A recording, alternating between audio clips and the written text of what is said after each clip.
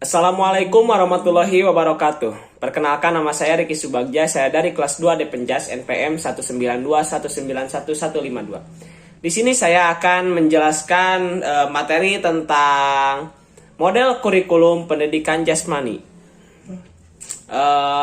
Yang pertama yaitu ada Developmental Education Movement. Apa itu sih Developmental Education?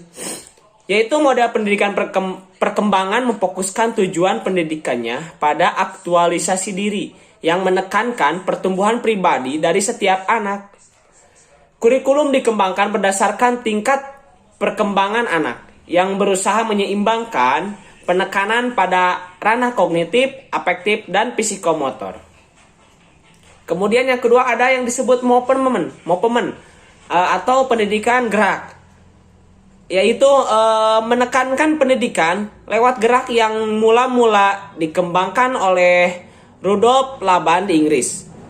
Laban mengembangkan konsep-konsep gerak yang berkaitan dengan ruang dan waktu sebagai bahan untuk pengembangan gerak-gerak tari.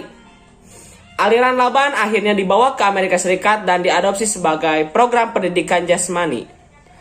Keterampilan gerak anak dikembangkan melalui pelaksanaan yang bervariasi, dikaitkan dengan ruang, waktu, arah, serta tingkat ketinggian di mana gerakan dilakukan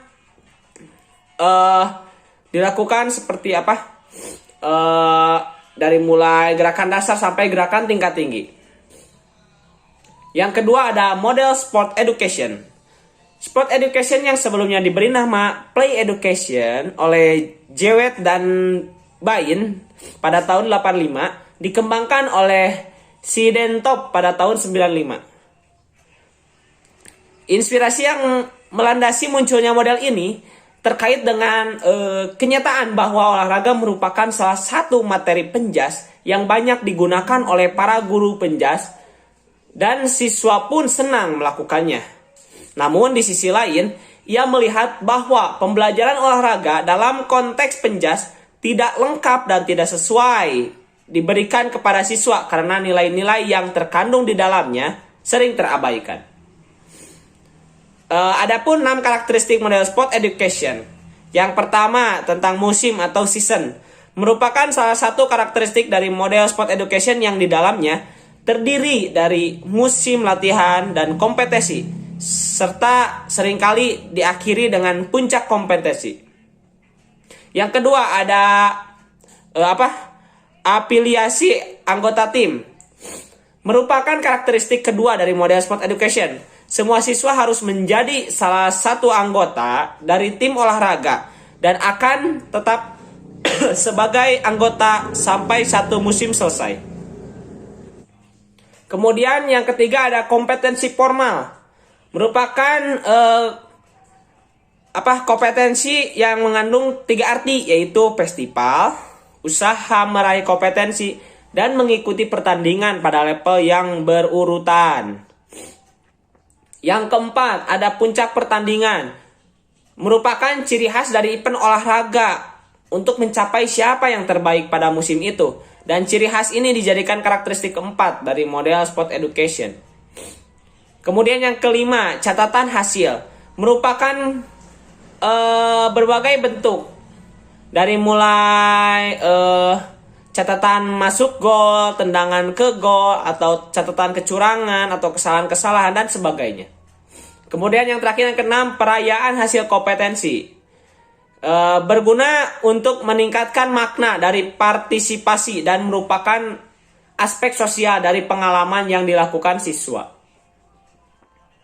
Kemudian ada tentang personal meaning. Personal meaning dianggap menjadi salah satu hal yang penting yang menggerakkan individu mencapai prestasi. Frankel dalam WB tahun 2001 memandang bahwa seseorang yang memiliki personal meaning yang positif atau dalam artian berkontribusi kepada harapan dan optimisme dan menghargai terjadinya suatu masa buruk dalam siklus kehidupan. Bila mana terjadi suatu kejadian atau peristiwa buruk, personal meaning diyakini dapat membantu memunculkan kebangkitan diri individu dari keadaan yang tidak diinginkan.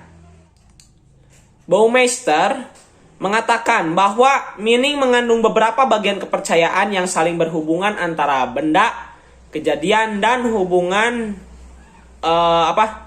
hubungan orang tersebut.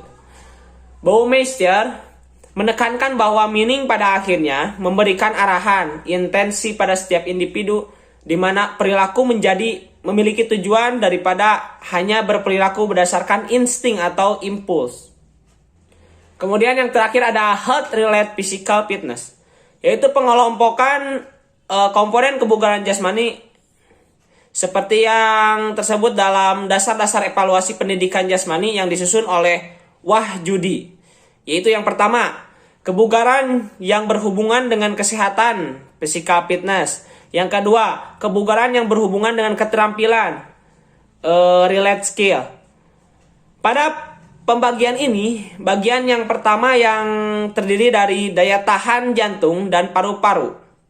Kemudian daya tahan otot, kemudian kelenturan atau fleksibilitas, dan komposisi tubuh atau body composition. Nah, pada bagian yang kedua, pada relate healthy terdiri dari kecepatan, kelincahan, daya ledak atau power, keseimbangan, dan koordinasi.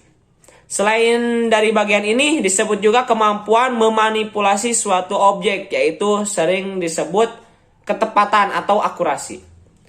Mungkin hanya sekian yang dapat saya sampaikan, kurang lebihnya mohon maaf. Wabillahi taufiq wal hidayah. Wassalamualaikum warahmatullahi wabarakatuh.